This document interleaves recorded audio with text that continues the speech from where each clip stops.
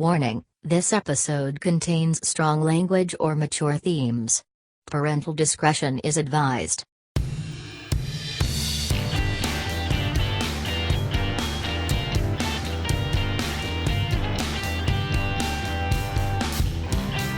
Welcome to this podcast is Uncalled For. On today's edition, thoughts on independent soccer and pro role for USA. And now, your host for this podcast, Mike Chernevsky.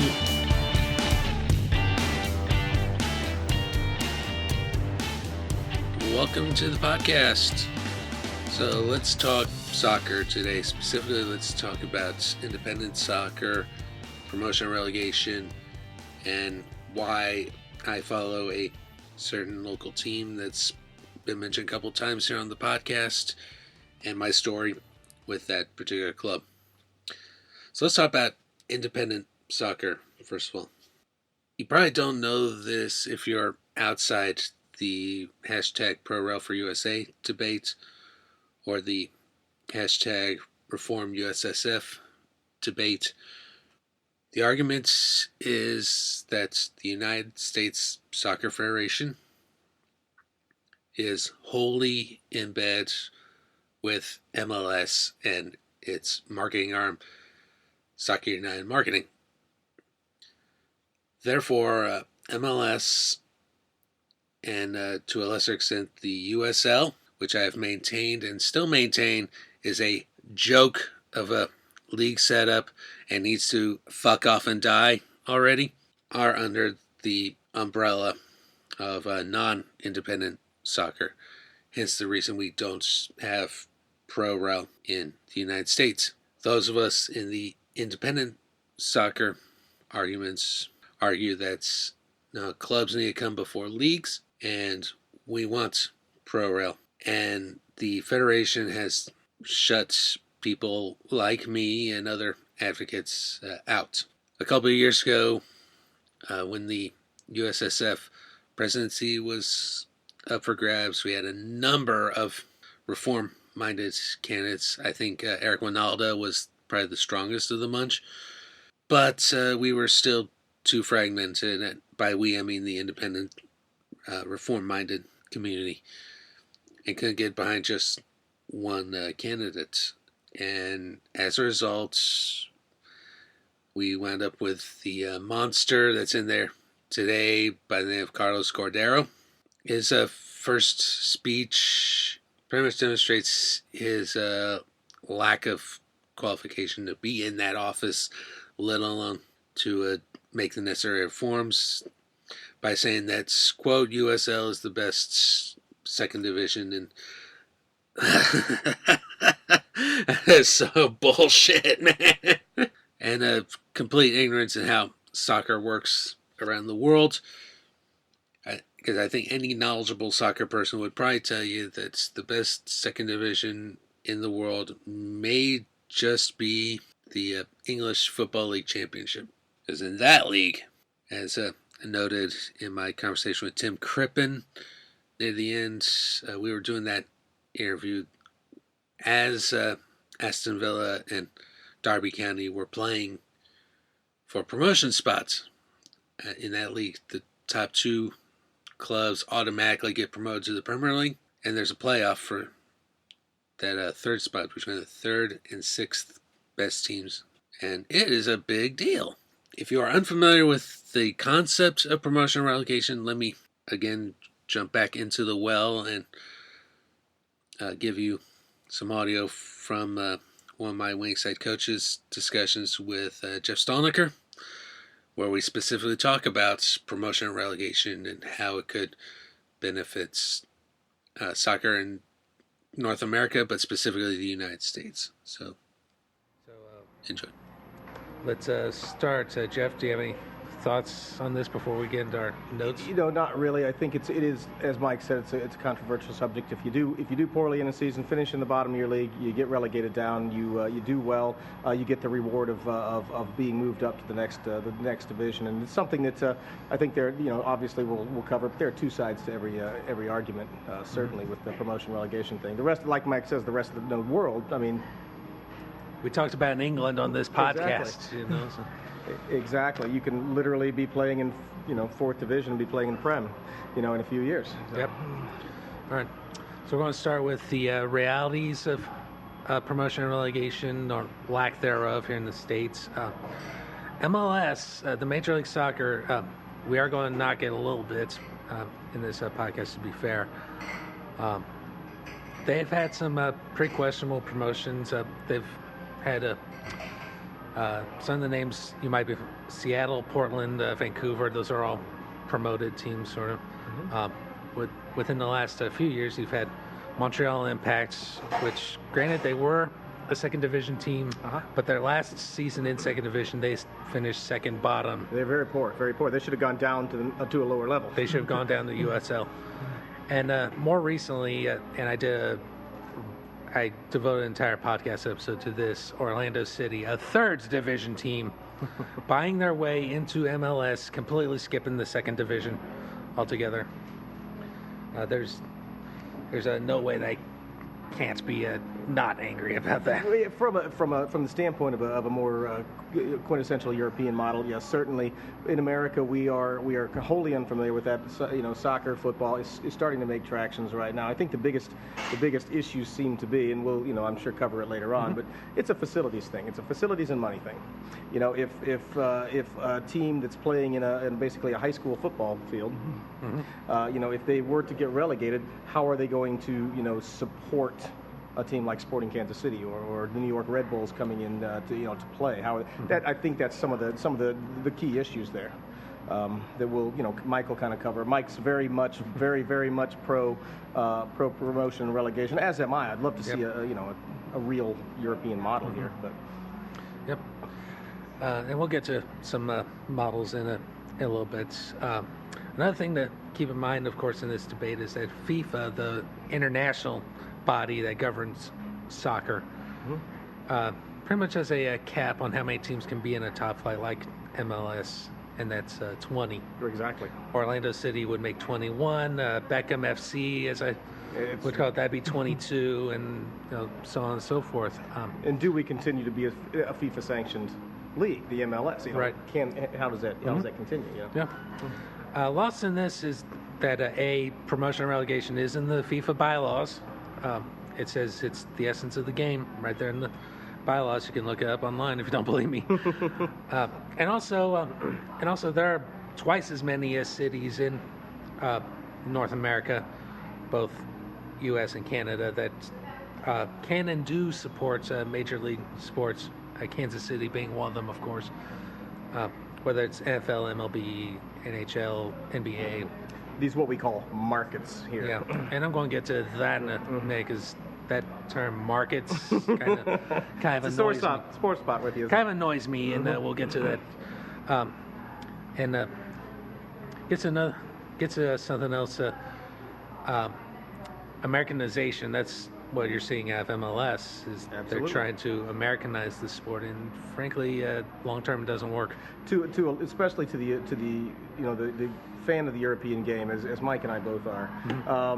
To Americanize the sport, I think the right thought, the heart's in the right place, because that's why MLS has a playoff, whereas you don't see that in the Premier League. Manchester United wins the league, they win the league, it's done. Whereas we like to have a clear winner. And FIFA's just going to throw the book if yes. MLS were ever to get to 30 or 32 teams like ML. And it's okay for those particular leagues to to follow their own rules and be insulated, if you will, because pretty much no other country plays those sports. I know no other country plays football, NFL football. I mean, Japan, I think, is the only country even close to Major League Baseball.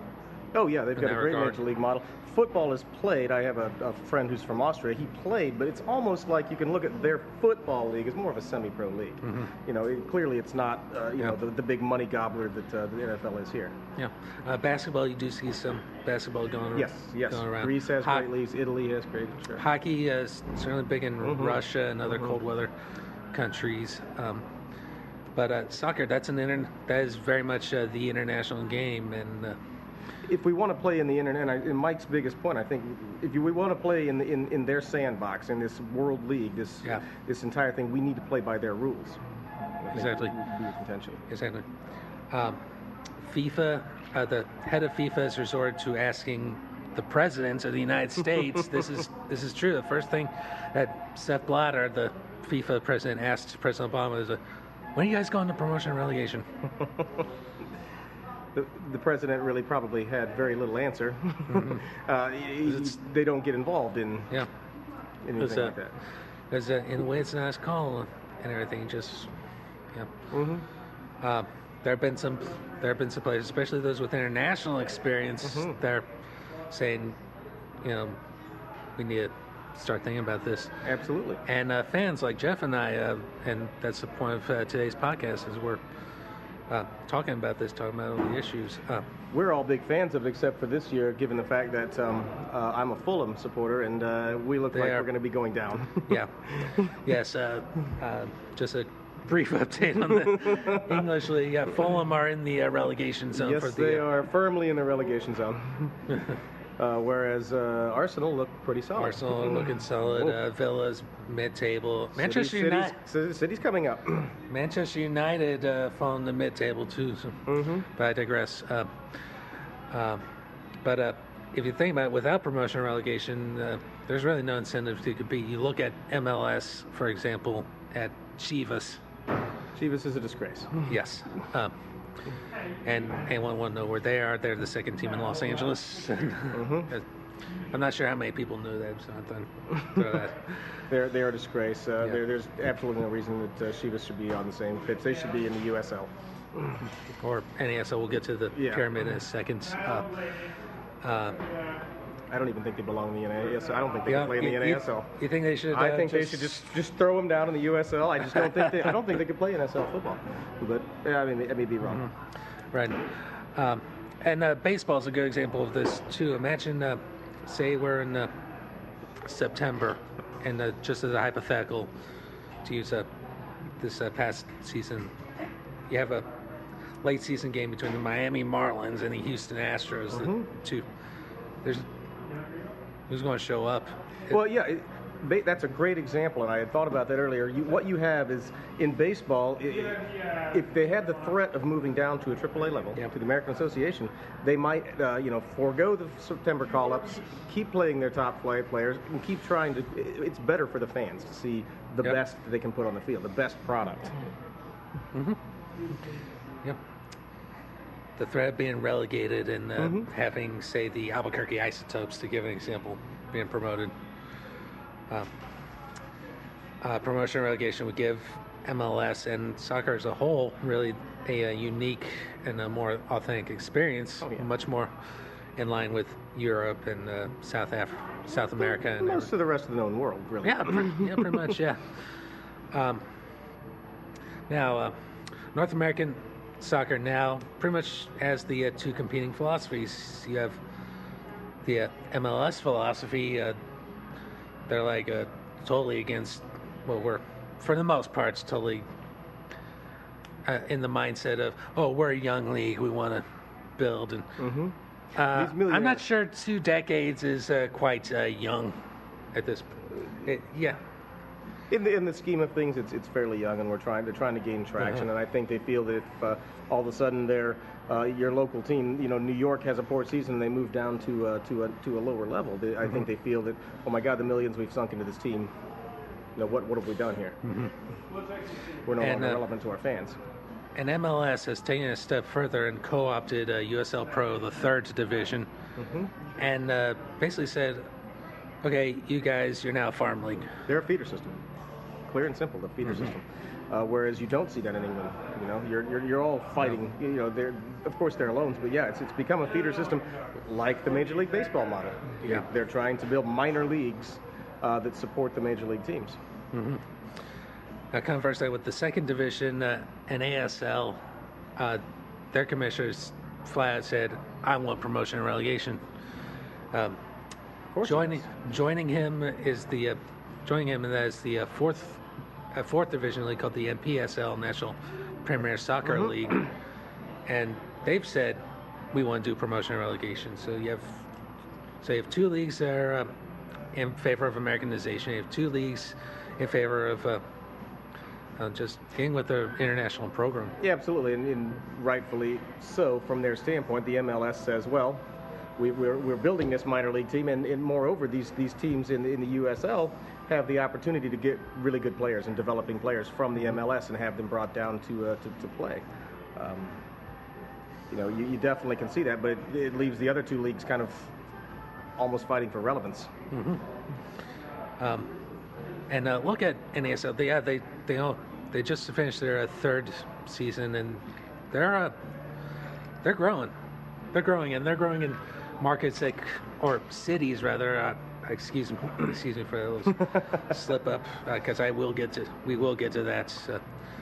But these are I mentioned the 45 different cities that could all these could NASL conceivably support it. NASL, they have teams in Atlanta, Raleigh-Durham, North Carolina, Minneapolis, San Antonio, Fort Lauderdale, Tampa Bay. All these Edmonton, are cities which New York, support and do support major-sized teams, major league teams. And look at the teams they're going to be bringing: Northern Virginia, D.C. area, Indianapolis, Ottawa, Jacksonville, Oklahoma City. Good-sized teams, good-sized towns. All of which supports teams in one of the other big sports. Exactly. No, it's exactly right. Yep. So they're fairly stable. USL, on the other hand, they've been around for a long time. They predate MLS. Yes, they do. And they have a history of teams coming and going. Since the 2011 season when they started the USL Pro division at the third level. In that division alone, there have been 6 teams that have gone bye-bye. The 3 teams in Puerto Rico. Puerto Rico's on hiatus, kind of. Okay, I'll get to Puerto Rico Islanders in a second, but USL had 3 teams in Puerto Rico that went bye-bye in the middle of the first season. And then after that first season, a 4th team, FC New York, self-relegated and later folded. And this year you have an Antigua team that's, well, frankly, had no business being in the and couldn't win a game. They folded, as well as a second team in Tampa Bay that clearly was set up to compete with Tampa Bay Rowdies and NASL. Right.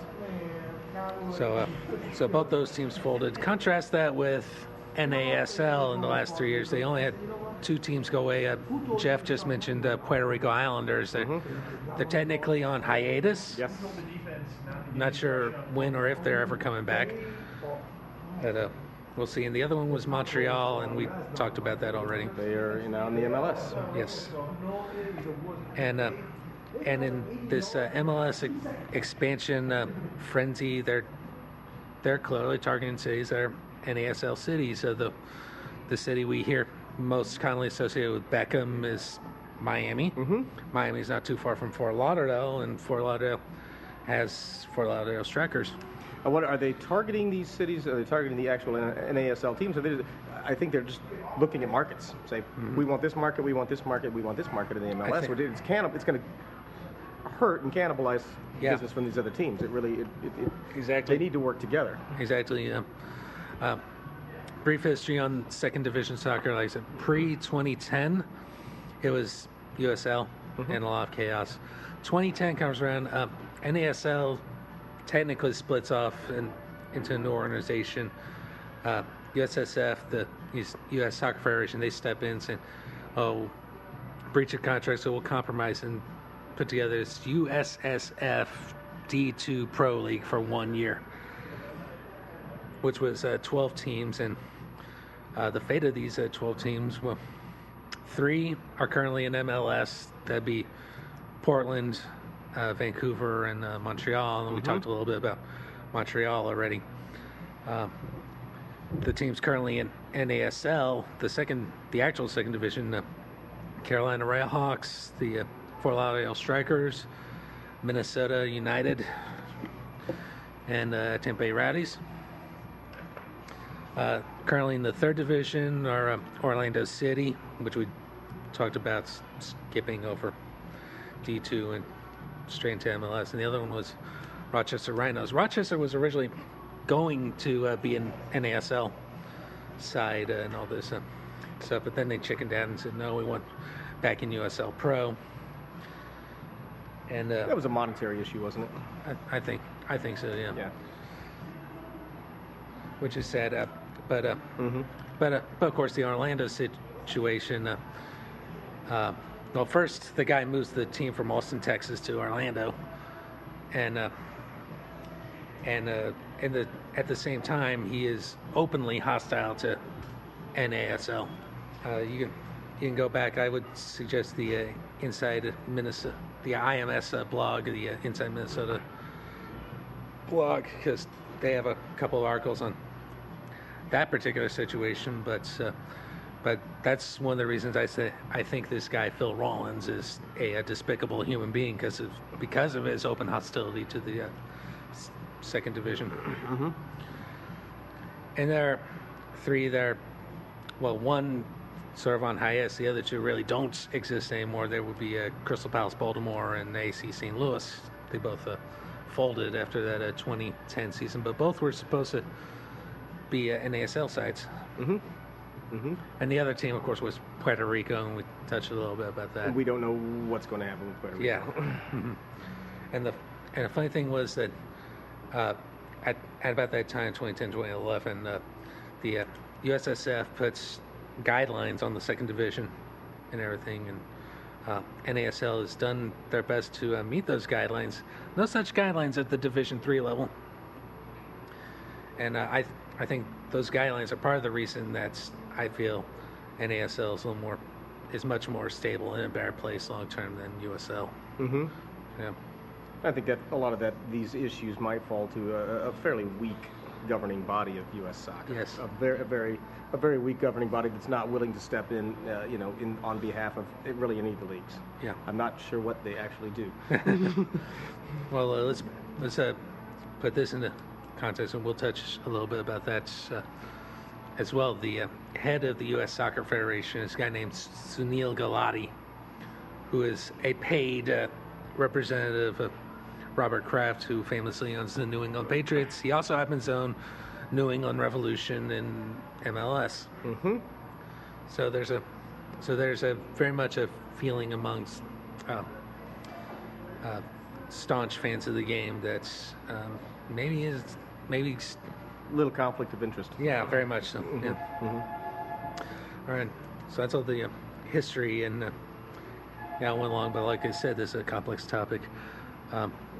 Next up, some excuses you will hear from the anti-side and some rebuttals for each of their arguments. First of all, famously, Major League Soccer is what's called a single entity, Mm-hmm. which basically means the league technically owns all the teams. They just have individual franchise owners owning each of these, and these individual owners really don't have much control over their own teams, and that's a sad thing to say.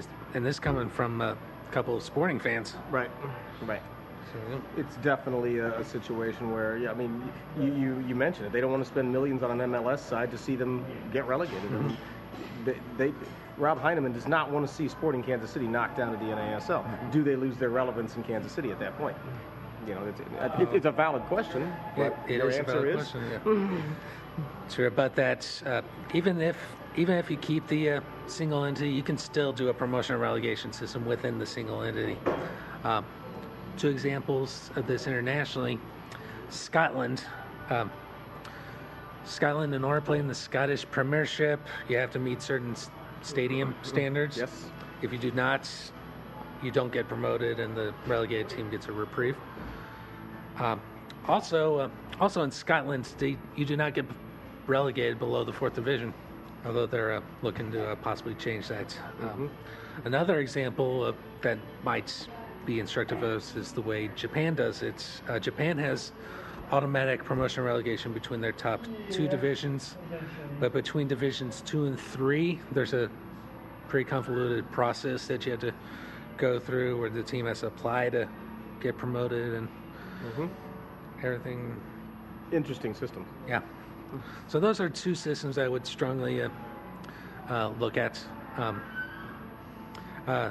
Because the point being, though, it's a valid point, because if you look at some of the stadiums and the facilities that some of the lower division teams play in, they don't necessarily meet, quote unquote, your quintessential MLS, stadium requirements. Sure. So. Jeff just touched on this, that owners don't want to see millions spent on an MLS side to see them get relegated. To which there are two valid rebuttals to this one. The first is there are already a couple of MLS sides that their owners are invested in teams that are in promotion relegation leagues. Here they are. Chivas. They're basically a farm team. They basically are treated like a farm team for Chivas Guadalajara. Exactly. And Mexico does have with great history. Yeah, and Mexico does have a promotion relegation system, but it's quite convoluted. Relies on 3-year averages and stuff like that. Colorado Rapids, they're owned by Stan Kroenke, who, of course, owns a majority of Arsenal. New York Red Bulls. Yes. Owned by, of course, Red Bull. And Red Bull owns not just New York Red Bulls, but quite a number of soccer teams, the most famous of which is Red Bull Salzburg in Austria. Leipzig, Brazil, Ghana. Red Bull sticks their money into a lot of sports leagues. Yeah, not just soccer. Yeah, they're big. Yeah, they do. And the newly minted, the number 20 team, the New York City FC, they're part owned by Manchester City. So that's rebuttal number one. The rebuttal number two is that there are some teams that can and probably will support their side if they get relegated. And I would put Sporting in this category. Certainly in the actual Sporting KC era, not so much the Wizards era. But no, they would not. Yeah. We would not have, but yeah, this team has a very big grassroots following. We love it. We love the experience, and we love we love the team. Yeah, and Heinemann and those guys, they've done a really good job of turning that team around, making it a championship-winning side now. So, and I would put all the promoted clubs like your Seattle, Portland, Vancouver. I'd put them in this category too. Oh yeah, Portland we're supporting, and Seattle supporting teams. They've got a history of it. They absolutely love their soccer out there. Portland have been fantastic. Yeah. Lower divisions are unstable. That's another excuse. Well, we talked a little bit about the history of the USL, so I'd put a lot of blame on that. And a lot of people question the stability of NASL. Again, I think it's growing and quite stable. It speaks for itself. I mean, what, 2 teams lost in how many years? I mean, 2 versus 6 over a 3-year span. Yeah. I think that speaks to itself. Yeah. Well, what if a team in New York or Los Angeles were to get relegated? Say, LA Galaxy have a piss poor season and go down, or Red Bulls. First of all, those are the 2 cities that have multiple teams, if you think about it. New York, they have Red Bulls, they have New York City FC, they have Cosmos at the NASL level. LA, they have Chivas, they have Galaxy, they have LA Blues, that's 3rd division. So there's plenty of teams. So yeah, if one team goes down, that you'll still have that city right there in the city represented by the MLS, by the top division, right. Other cities, and it's not just New York and LA, those are just the 2 biggest cities. And then Washington area, you have DC United, and they don't start playing for another year, but it's the Northern Virginia team, the Virginia Cavalry in the NASL. They both pretty much share Washington. Yeah, it's a big market, the Washington, DC, and the Maryland market. Yeah, Baltimore. Yeah. If you go into Baltimore, if they ever put new team in Baltimore, so you have a 3-way derby there. Exactly. Yeah. Miami? Question mark. If Beckham wants to put a team there, and That's 21. that's 22. 22, yeah. My math isn't good. Yes, I that's have fine. history That's fine. degree. Would he? Would it be competing with Fort Lauderdale Strikers? Would it be buying outright Fort Lauderdale Strikers? We don't know at this point, but It's up in the air right now. We yeah, don't know. that one's up in the air. Oklahoma City, they have a team starting up in USL this year that was announced to compete with an NASL side that doesn't start play until 2015. And the NASL side's given a little more time to develop and everything, get everything just right. USL, they just announced it like right away. And this is an example of what we're talking about with USL not doing things the right way. Not playing by the rules. And Tampa, until recently, was an example. They already had Tampa Bay Rowdies in ASL. They tried with this VSI Tampa Bay thing in the USL level, and they only lasted 1 year. So, yeah. And also, if you think about it, aren't New York and Los Angeles really critical to the success of the league? Because I point to the NFL that has not had a team in Los Angeles in almost 2 decades. I completely agree with you. The LA market is it's an interesting city. Yes. Interesting area. The NFL's done very, very well without a team in there for years and years, and in fact the NFL's grown leaps and bounds in the last 20 years. I agree, absolutely. Another argument here is geography. Like North America's too big to have promotion. Ever heard of Russia? No. Russia, 9 time zones. You could literally have teams in St. Petersburg and Vladivostok in the two extremes I can think of, at least. St. Petersburg, of course, very much a European city, and Vladivostok, closer to Japan. It's an Asian city, yeah. So what's the difference exactly? And it's 9 time zones in that country, and they do promotion and relegation in their soccer. So that, my friends, is what we call a Vladivostok backhand. That's the other definition of it. So, and another thing, MLS claiming to be modeling themselves on the Bundesliga in Germany. In what way? In what way are they really? That's the whole USL thing. It's their way to try to circumvent promotion and relegation with USLs, and so okay, you guys are 3rd division, and the Bundesliga, that's the limit to where second teams can advance to the 3rd division. Problem is, Bundesliga has promotion and relegation. And another argument is, unlike in the U.S. Where you have individual billionaires owning these teams, in the Bundesliga, that's not allowed. They are required to be at least 51% fan-owned in Germany, with the exception of traditional what are called works teams. These are teams, company teams. Company teams. Examples of this could be Bayer Leverkusen for Bayer Aspirin, and Wolfsburg for Volkswagen. Yeah, no, that it brings up an interesting claim. Yeah. So, your steps to be, though. You say you've got the solutions, Mike. Let's hear the solutions, okay. Mike. This is what I want. All right, here we go. Here's my plan for introducing promotion and relegation into North American soccer. First, we need to do some house cleaning. Sunil Gulati, Don Garber, Mark Abbott especially, fired. All 3 of them. For those who aren't familiar with the other 2, so Don Garber is the current commissioner of MLS. And Mark Abbott is basically the guy that started the whole thing and said from the beginning, no, we will never be a promotion and relegation country. So he especially needs to go. Okay. the USL, we can tell them to die already. Just go away. Or just make them what they are, a farm system. Mm-hmm. Just a bunch of farm clubs. And we talked about markets. We need to stop that.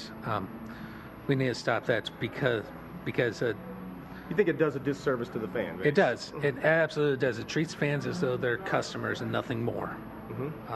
Not the live and die attitude that a lot of people actually have with their teams. Yeah. Especially in the sport of soccer. Yes.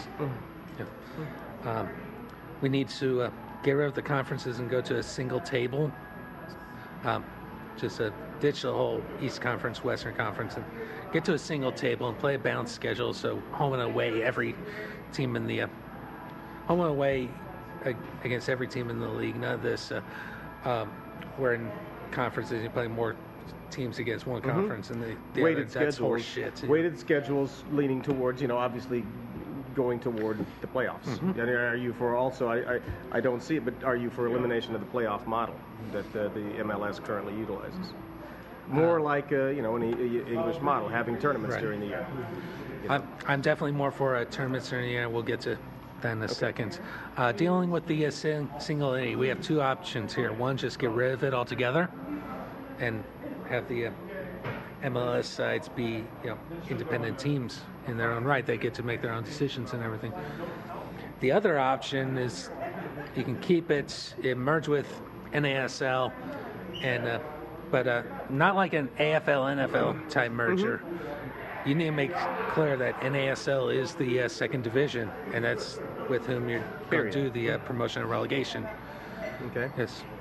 You adjust your two leagues, your two divisions accordingly, so you can get below that 20-team threshold in MLS and starts building NASL or MLS2, whatever. Oh, I got you. I got you. Yeah. Then you start creating. Then you start filling in divisions below that. Third division. I think the top two divisions should definitely be national in nature. But the third division, you could start regionalizing. You could do a MLS 3 East, MLS 3 West, to give an example, and then further down from there, increasingly becoming more regional as you go. From monetary standpoint. Right, right. And deciding on a formula, we talked about two already with Scotland and Japan.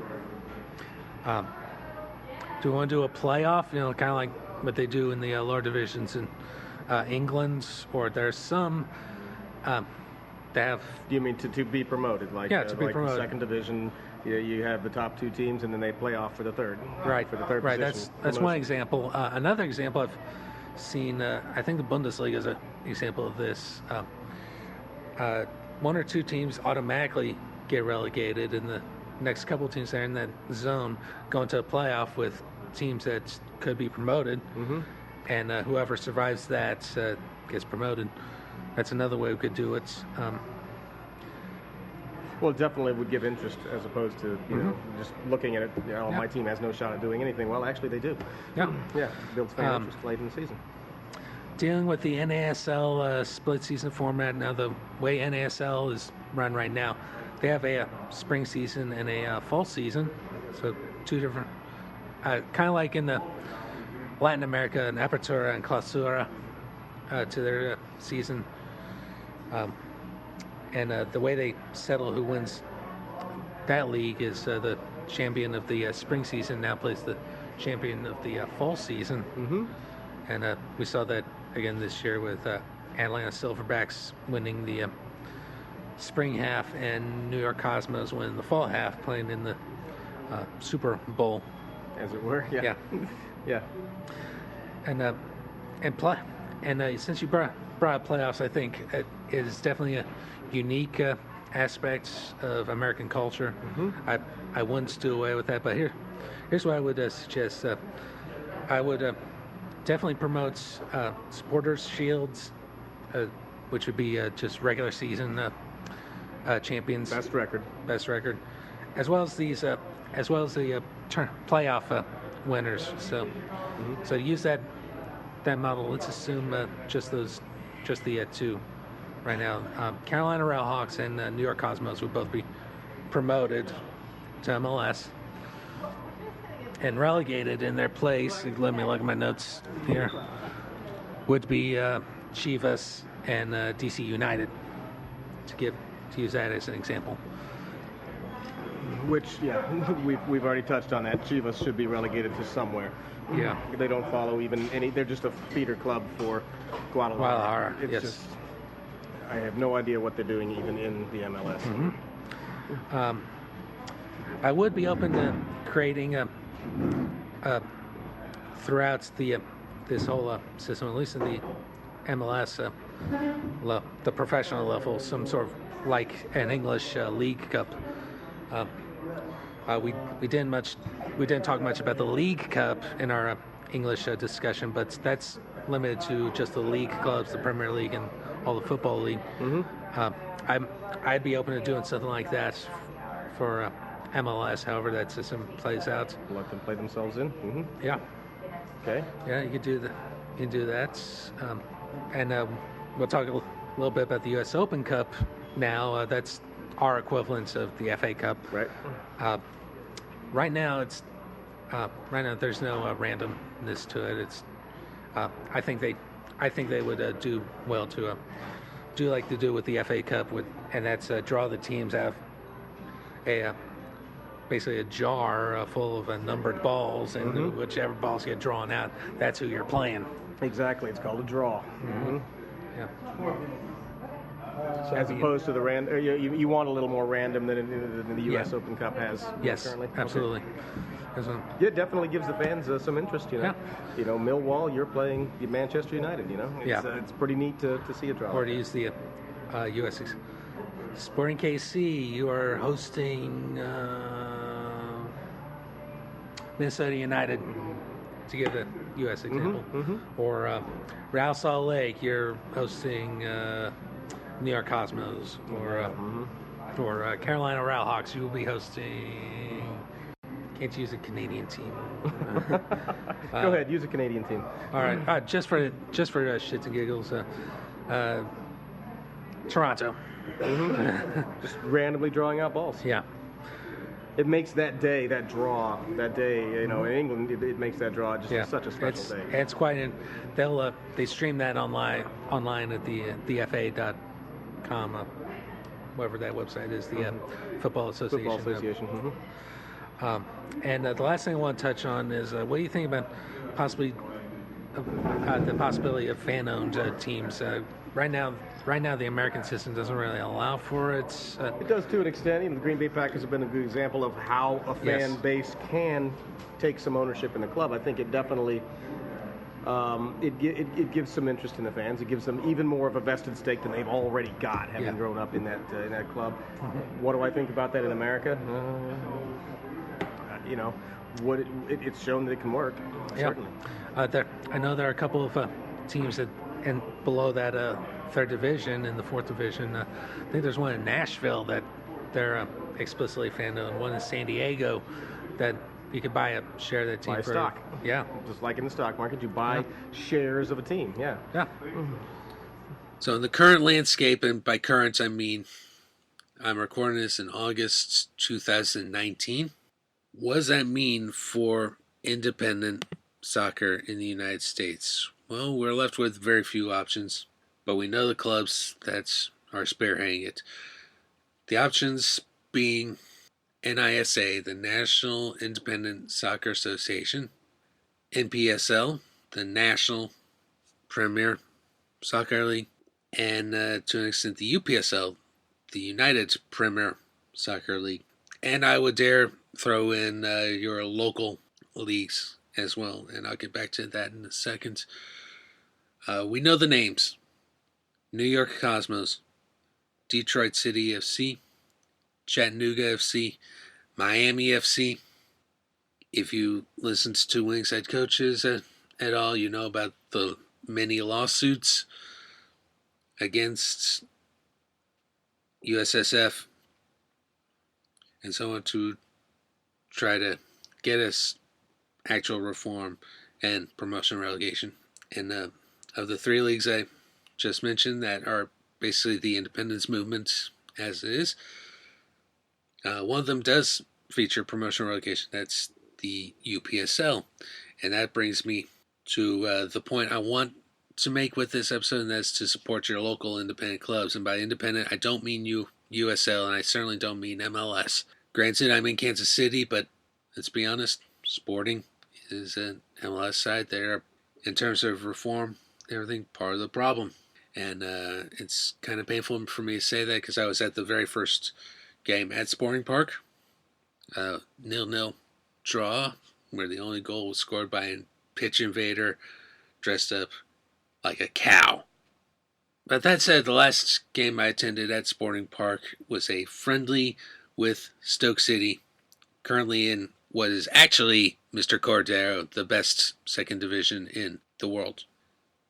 And that brings me to how I came to support Santa Fe Wanderers.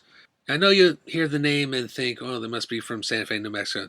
No, they're from KCK. They've been around since 1998, but my story with Wanderers starts in 2018, and they were participating in the UPSL. I managed to attend 3 games that year.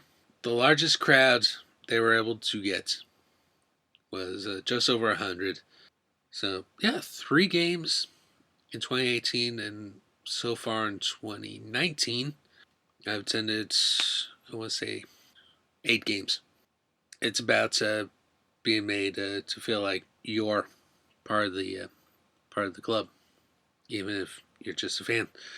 And Wanderers have done a good job of doing just that. You never get that sort of treatment from an MLS side, and you certainly don't get from any of the other pro sports here in the U.S. So how did Wanderers do that one year in 2018? Well, they won their division. I have in front of me the spring 2018 UPSL table for the Midwest Conference West Division. They played 8 games, 2 against each other. Wanderers won the division controversially. 13 points, so 4 wins. Counts for 12 of those points. 1 draw, 3 losses. Goal difference of +7. Second in the division was St. Louis Maritza. 13 points and +5 goal difference. And that's the only reason Wanderers won the division was goal differential. Finishing third was Quinto Elemento, which for Wanderers would have been a derby match there at Kansas City. They were a Kansas City club. 12 points, +6 goal differential. Fourth is another famous name in the Pro Rel independent soccer debate, and that's Bug Eaters FC out of Nebraska. They played 2018 in Lincoln. They're playing 2019 in Omaha, and are the only team publicly acknowledged to be participating in the Great Plains Premier League, which starts in 2020. They finished 12 points +2 goal differential. So it was a fairly tight division, with the exception of our last place team, which was Barrieros FC, which is another Kansas City team, one that appeals strictly to the Spanish-speaking community. If you follow them on Twitter, their Twitter's completamente en español. 4 points, -20 goal differential. Wanderers would later go on to participate in the conference playoff and lost to the eventual league champion that year, Milwaukee Bavarian. After that season, they said, oh, enough's enough.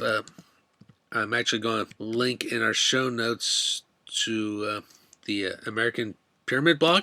John Panbacker, who writes that blog, is also the GM for Wanderers. Shortly after that season, he wrote it was top 5 suggestions for how the UPSL could improve. And the UPSL guys, UPSL has their own podcast. Took to the podcast and really ripped John a new one. The last one is relevant to the discussion. and goes a little something like this. Be upfront about actual costs. I'm the volunteer GM for Santa Fe Wanderers, and 2018 was our first season in UPSL. We paid $2,000 to play in the 2018 season, plus a $500 membership fee. What we got out of that was a chance to make it to the regional playoffs. Travel paid entirely out of our pocket, with no prize money for a shot at making the national playoffs and a prize of $5,000. On top of the $2,500, we then wound up paying $600 for player registrations. Our conference manager made us pay $500 in a travel fund for the Midwestern Conference winner to be able to go to nationals. So we paid for the team that beat us, Bavarian, to go to nationals and win $5,000. And then last month, we were surprised with a $90 bill for our referee sign-on. So we actually spent $3,600, not counting paying for referees and field rental, to be able to play one season of 8 games in UPSL. Either tell teams up front there's going to be a bunch of additional costs, or raise your prices and start doing some of the things for your members. Otherwise, we're paying for the right to put the UPSL logo on our sleeve and not much else. I think that's a valid complaint, but judging from the tone of that particular podcast that I'm talking about, probably won't be happening anytime soon. So as a result, 4 of these 5 clubs that were in this division are no longer UPSL members. Maritza were the only team to stay in the league for the 2019 season. Quinto folded and were replaced by what's known as a Phoenix Club. That's when a club dies and usually the fans start a new club in their place. Ready for a laugh? Quinto's Phoenix Club is called Queso Blanco. They stuck with the name starting with a Q and it's being Spanish for something. I think they could have done better than calling their team White Cheese. Bug Eaters in 2019 did an exhibition year in preparation for Great Plains Premier League. I have some theories about that aren't publicly acknowledged, so I'm going to keep my mouth shut about that. But the other 2, Wanderers and Barrieros, both returned to the local KCK Adult Soccer League. Admission is free. There's no set stadium for any of the clubs. They play a lot of games at the Wyandotte Sporting Fields, just to the east of Sporting Park. And while there is no stands to speak of, you can bring a lawn chair and just sit pitch side and watch some soccer. They also play games at Leo Affey Park and City Park, both of which are KCK parks, and the attendance drop off. Like I said, 100 people to see Quinto and Wanderers play at China Mission North. At a KCK league game, you're lucky to see 10 people. But all that said, Wanderers have continued to dominate.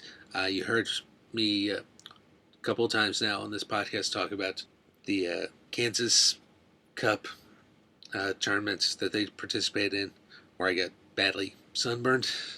They just dominated that tournament, and at this point that I'm recording this, they are dominating the league. Definitely worthy of fan support. So if you're in the Kansas City area and want to get behind independent soccer, Pro Rel for USA, Reform USSF, the best thing you can do is support. Not Sporting, not Swope Park Rangers.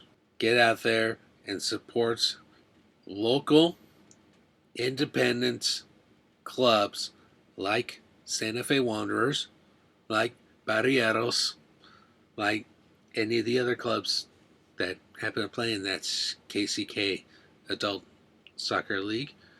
But that's the best thing you can do, is support one of these independent clubs. So with all that said, thank you all for listening. And I hope to talk to you next time. Vamos Wanderers, I wanna be Santa Fe.